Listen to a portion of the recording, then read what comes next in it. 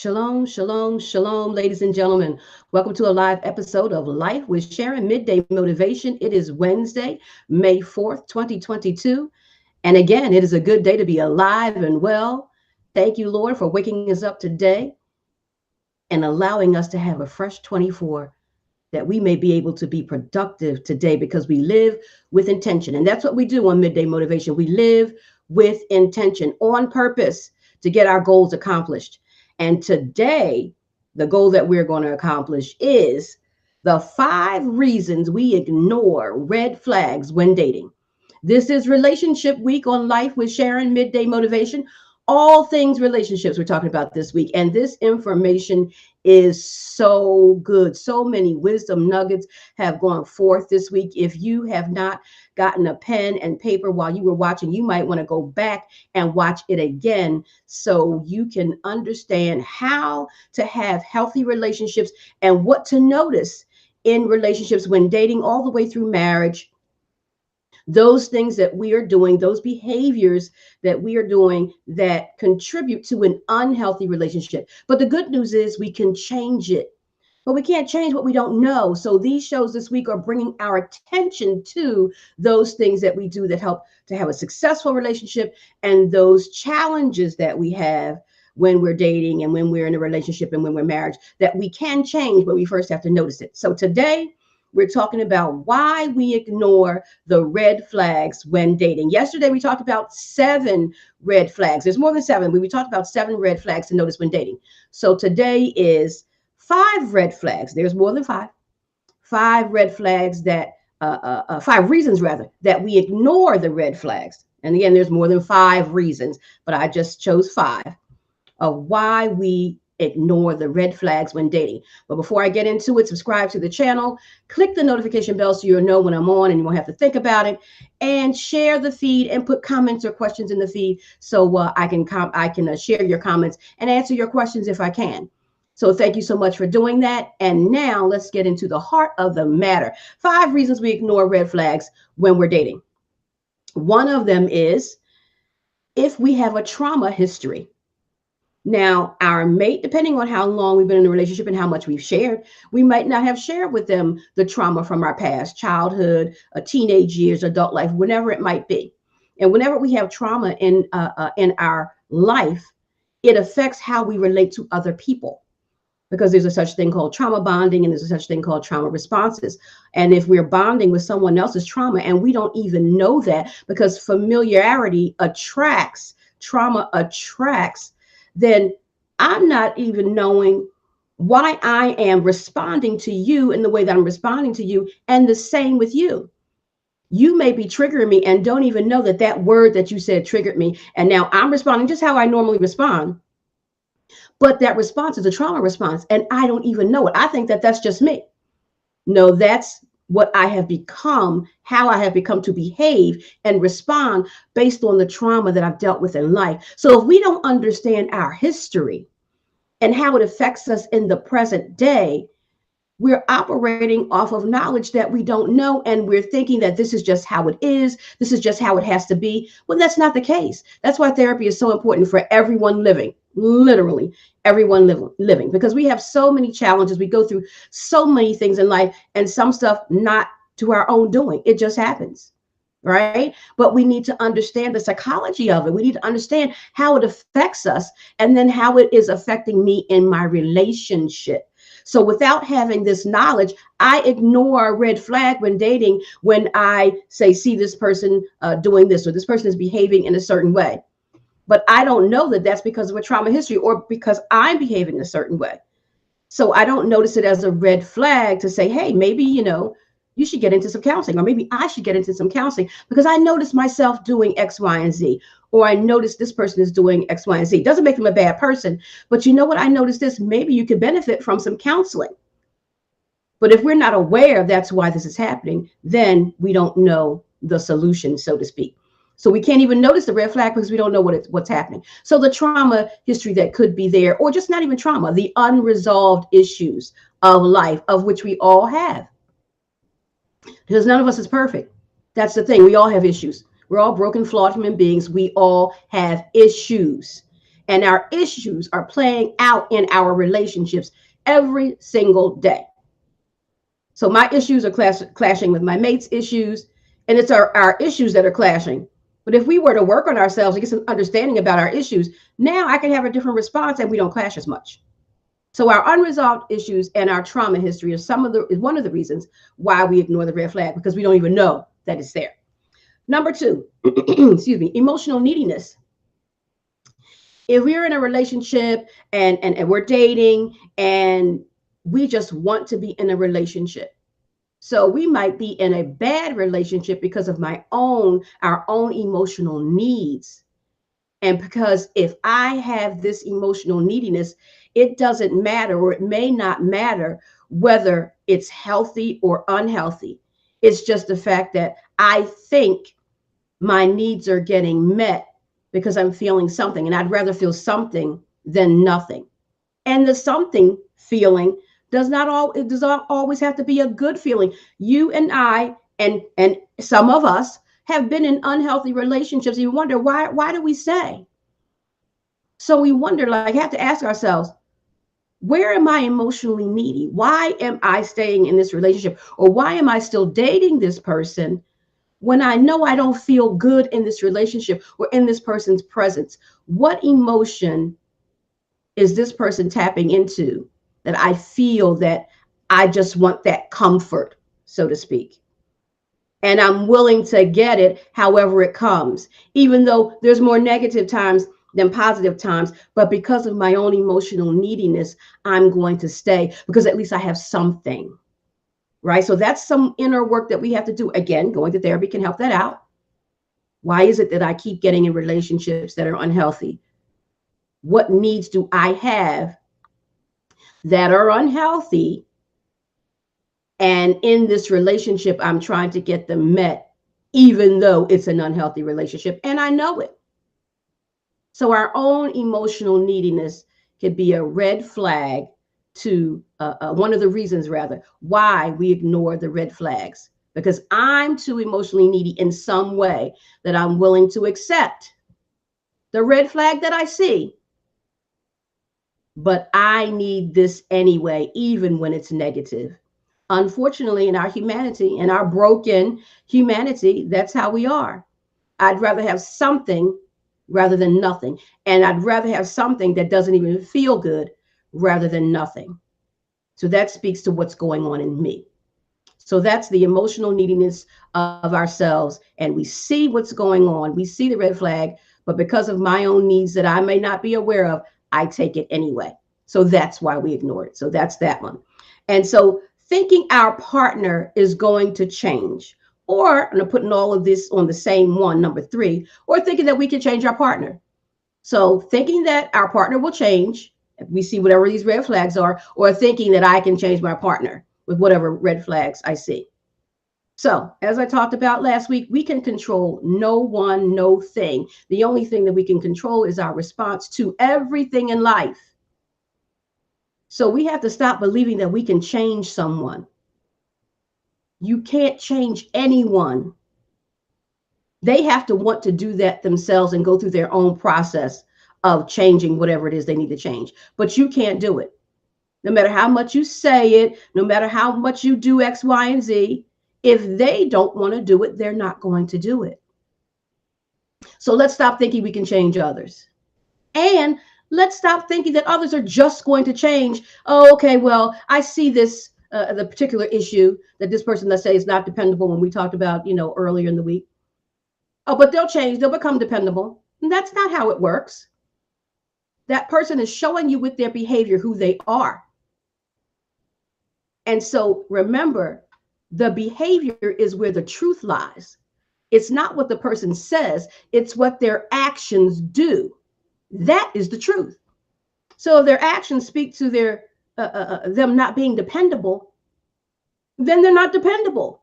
Stop trying to think, oh, they're going to change. No, this is the track record. Stop trying to pretend you don't see what you're going to see, what you're seeing, and thinking that it's just all of a sudden going to just change out of the blue. It doesn't work like that. Now, if that person decides, you know what, I want to be more dependable, so I'm going to put some effort into that, and then they work on doing that, that's different. But just they're going to change, that's not going to happen. You're deluding yourself. And so again, that still speaks to you, because no one can do to you what you don't allow. Yes, not saying that that person in the relationship should not be dependable, if you're going to use that example, but I don't have to take it. I'm choosing to stay. So what does that say about me and the standards that I said I had? But I'm seeing these red flags and I'm remaining in this dating relationship when I don't have to. So it speaks more about me than it is about that person. That person has shown themselves to be undependable. And if that's a red flag, and I see it's a red flag, what am I doing continuing in this relationship? Unless we've had the conversation and the person is working on everybody's flaws. We deserve chances. But I'm just saying, this is the behavior, you see it, and it's been that way. And there's no plan in place to let's make a plan and change. No, this is just who I am. And if that's something that you can't, is one of your standards in the relationship, then why are you settling? So again, that looks more on me, because I'm settling for that, knowing it's a red flag, and down the line, it's only going to get worse. It doesn't get better unless a person is making a conscious effort to change. It just gets worse, because that means now, year after year, I've put up with this particular issue that much longer. So it's turning into, now I'm resentful. But you know what? I saw it in the beginning when I was dating. So who do I really have to blame? This is why we have to look at ourselves so much more than the other person. We need to observe what the other person is. But again, no one can do to me what I don't allow. So if I'm allowing this behavior to flourish because I'm accepting it, I'm saying it's okay because you're doing it and I'm still with you. And again, I'm talking, not that if we're trying to work together and everybody's flawed, of course, and we're trying to work on ourselves. Yes, so we're going to give ourselves an opportunity to modify our behaviors. But when that's not the case, and we can all think of some of our own relationships, others' relationships that we see, and we know this isn't the case. We see these patterns for years, dating for years. Why? Again, that speaks to me. What's in me that's so needy that I'm going to stay with this behavior that I don't even like? Think about that. So that's thinking that your partner is going to change when they've clearly shown you their behavior, so they're not. And thinking that I can change my partner when that is not true. The only thing I have control over in life is how I respond to life, other people, events, etc. So let's stop trying to control other people, because we can't. All right, so number 4, denial. Big one. We see the red flags all over the place. Oh, but again, he'll change, she'll change. I'm just in denial about what I see. Oh, well, it's not that bad. He'll get better, she'll get better. No, we've been dating for a couple of years now. It's pretty much the same. No plan to change. I'm in denial about the reality of this person's behaviors that I don't like, and yet I'm still staying in this relationship. I'm in denial. And again, I have to focus back on myself. Why am I accepting this behavior? Why am I denying what I actually see in everyday life in this person? I'm living in denial that this person is going to change, or I can change this person, or I'm denying that this is the issue and how frequently that it happens, or the intensity that it happens. I'm denying. Oh, it's not that bad. I'm in denial. Other people say, oh, it is that bad. But because I want to remain in this relationship for whatever reason, my emotional neediness, whatever reason, I'm denying that it's been having the impact on me and the relationship that it actually has. So let's stop living in denial. Let's see what we see and choose wisely. Why be unhappy? Work on a plan of correction for both parties, because both parties have issues, and work together toward change. But when that's not happening, you're just going to continue in a relationship that's unhealthy and eventually is probably going to dissolve. But why waste all of that time? Month after month, year after year. You saw the handwriting on the wall in the first 3 months you were dating. Why are you staying? Before your emotions get all entangled. Do something about it then, whether it's leaving, whether it's talking about, listen, these are some things that I'm seeing we need to talk about so we can have a plan of correction for both of us. And now we're working towards something together. But if not, the relationship is so new, it's easier to leave when it's new rather than, again, being going down the line when emotions are all entangled and I'm so confused that I just, I don't know what to do. And it's harder to leave them because the emotions are so entangled. Because I love you, but I don't even like you. That's not a good place. And many people are in that place, unfortunately. And because I love you, I don't feel like I can leave. I'm too emotionally attached, but I don't even like who I'm with. It's not a good place to be. So that's number 4, denial.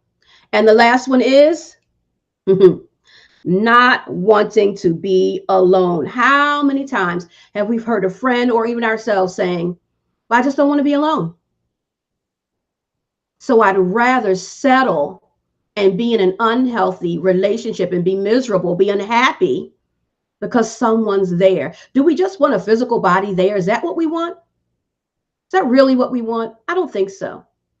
We want to be happy in a relationship. We want to be with someone who we can enjoy spending time with. Not just because a physical body is there and now I'm not alone. But what's going on in that relationship? Not much, obviously, if you're unhappy, or a lot that's making you unhappy because you just don't want to be alone. And that's because of fear. You're fearing being alone because of whatever issues, unresolved issues. It always comes back to that. Whatever unresolved issues you may have, you fear being alone. But get yourself into therapy. You can work that out. You can do it. Invest in yourself. Love yourself enough to say enough is enough. I want to be in a healthy relationship, but before I can do that, I have to be healthy. If I'm not bringing healthiness to the table, how can I expect to be in a healthy relationship, regardless of how the other person is? Because if I fear and don't want to be alone, I'm coming to this relationship unhealthy. And I'm going to demonstrate unhealthy behaviors, maybe clinginess, because I don't want to be alone. You have to think about that. What am I doing? What am I bringing to the table? And if I don't want to be alone, I'm not bringing the most healthy person to the table. And that's going to come out in this relationship in an unhealthy way. That's always how it works. Our unhealthy behaviors come out in our relationship in unhealthy ways. It can't come out in a healthy way because it's an unhealthy behavior. It's an unhealthy issue, an issue that has not been resolved. And that's a lot of what's happening in relationships. We're clashing because we don't know ourselves. We don't know how our history, our unresolved issues, our traumas, how they are affecting us. And if we don't know, we just think, oh, this is just me.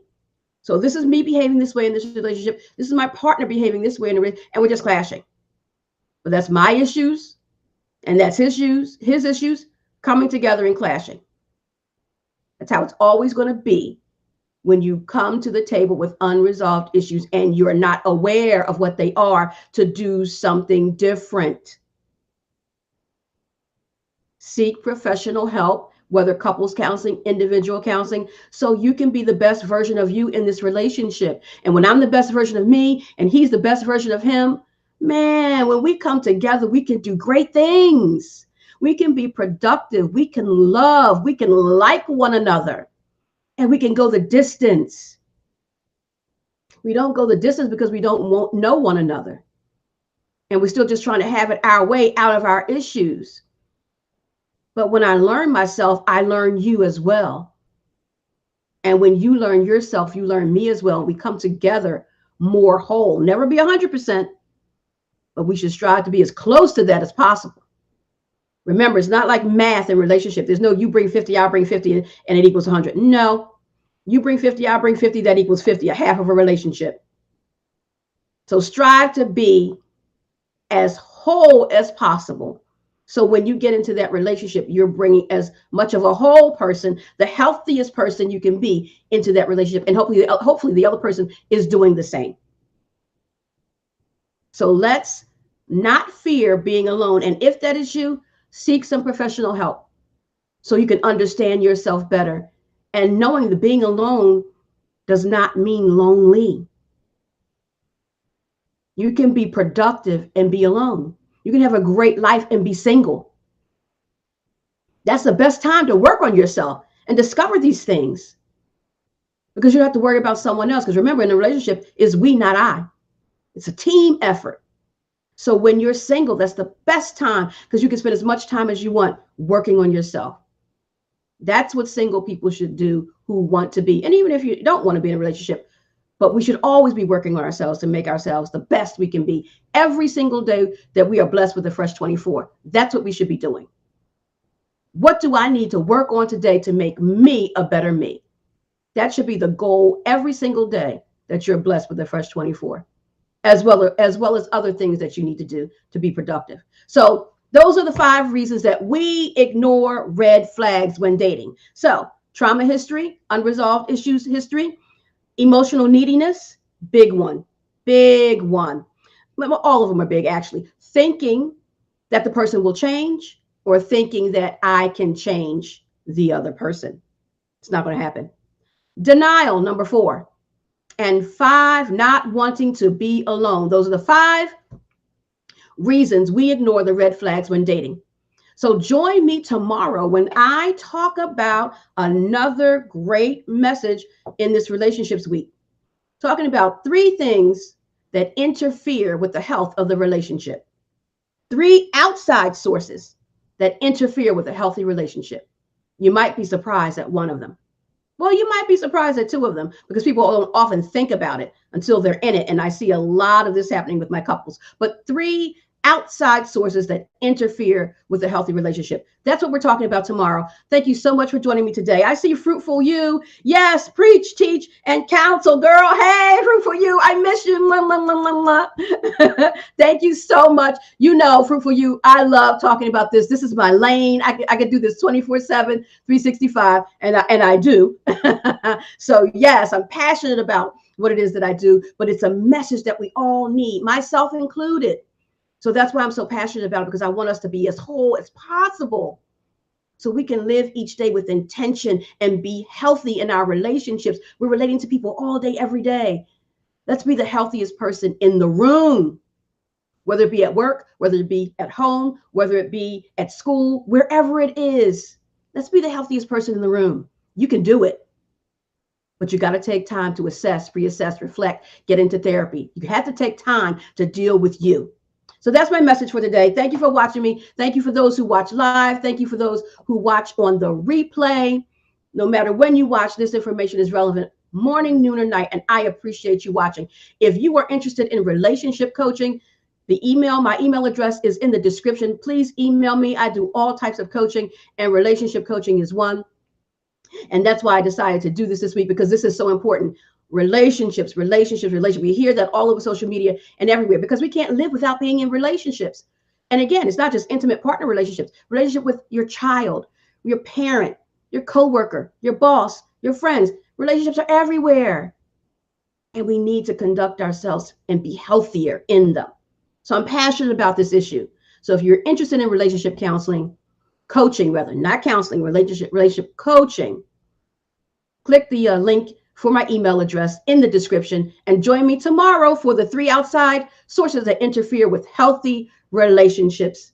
Thank you for joining me today. I love you. God bless you. Don't forget to click the notification bell, subscribe to the channel, and share the feed. God bless you. Have a great day. God bless. Shalom.